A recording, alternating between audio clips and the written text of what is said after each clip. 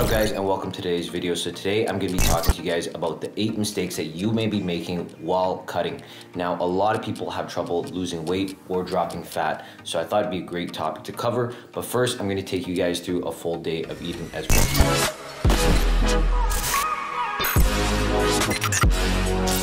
So this is meal number 1. It's a peanut butter banana bagel with some natural peanut butter. Now for those of you guys who haven't tried natural peanut butter, I used to only eat like fake peanut butter, like Kraft, and then I switched to, the natural peanut butter just to try it, and I've honestly been addicted since. So you guys gotta try this.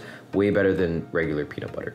So for those of you guys who watch my full day of eating on a regular basis, you may be asking why I'm only having one bagel. Honestly, I'm going to McDonald's after this for meal number 2, which is gonna be like an egg BLT right before my workout.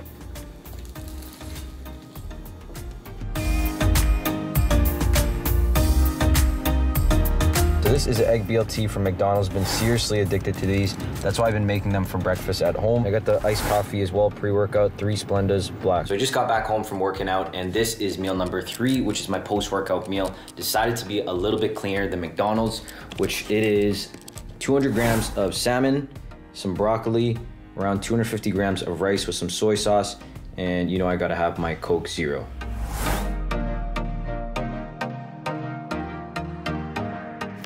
Now meal number 4 is eye of round steak. Now this is a super lean cut. Longo's has honestly really good beef. It's Angus beef, and the quality of this meat is super good, as well as it's super lean as well. So this is meal number 4, my usual staple, which is fried rice. I have around 300 grams of steak and 400 grams of rice with 2 whole eggs and a little bit of spinach. So yeah, this is actually a huge amount of rice. So if you're cutting, you may not want to be eating that much calories. But for me, I'm bulking right now, so this is the amount of food I'm eating. So this is meal number 4, guys. Time to dig in. I'm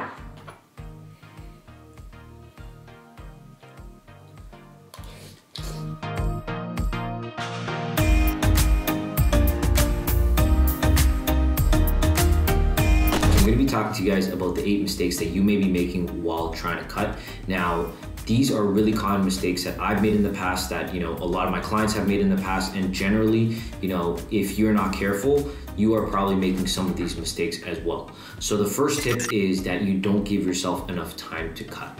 What that means is, you try and speed it up, and you don't give yourself, 12 to 16 weeks of, losing weight. When you have these unrealistic expectations of, trying to lose 10, 15 pounds in 2 weeks, it's not realistic. You gotta make sure that you're setting realistic goals and realistic deadlines to actually hit that goal of, you losing those 20 pounds. So make sure that you're giving yourself enough time. Like I said, in my opinion, you don't wanna rush the cut. You wanna go as slow as possible, losing, anywhere from 0.5 to, 1 pound a week if your goal is to hold on to as much muscle as possible. Now you can go a little bit faster than, over a pound if you do just want to speed up the weight loss process. But in terms of, holding on to muscle, usually it's a pound a week max. Now I personally think if you get really clear on your goals and you set a specific deadline, say, you want to get, lean, or you want to lose 20 pounds by that trip in August, that way you can set and work towards that goal instead of being like, setting these unrealistic expectations with no deadline in sight. So make sure you set a deadline and get clear on what exactly you want to do, how exactly you want to look like, and be very clear on those goals and deadlines. Now the second mistake that I see way too often is that people cut calories way too quick.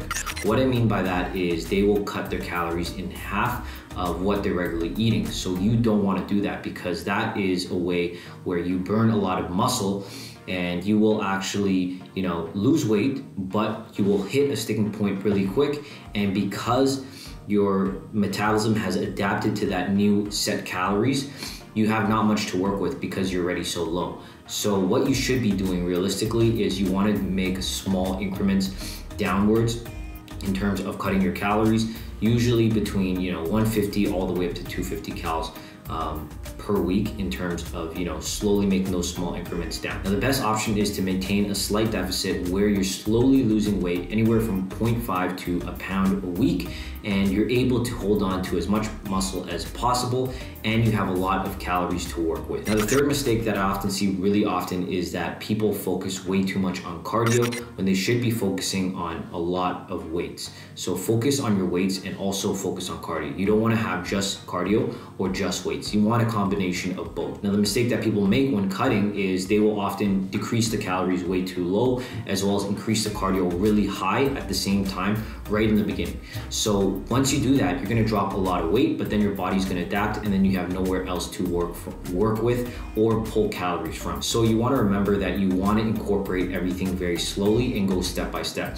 So say you decrease your calories, you want to increase your cardio by very little or not at all, and then slowly work your way up for both. So work your way down for the calories and work your way up for the cardio. Another mistake that I often see is that people will often underestimate the amount of calories they're eating, whether they be just eyeballing their calories and not really being strict in terms of scaling their food and just looking at food and being like, okay, this is roughly what I'm eating. And when they roughly estimate, they start underestimating the amount of calories they're eating. So they could be eating 300, 400, 500 calories more than what they think they are, and that will hinder your weight loss.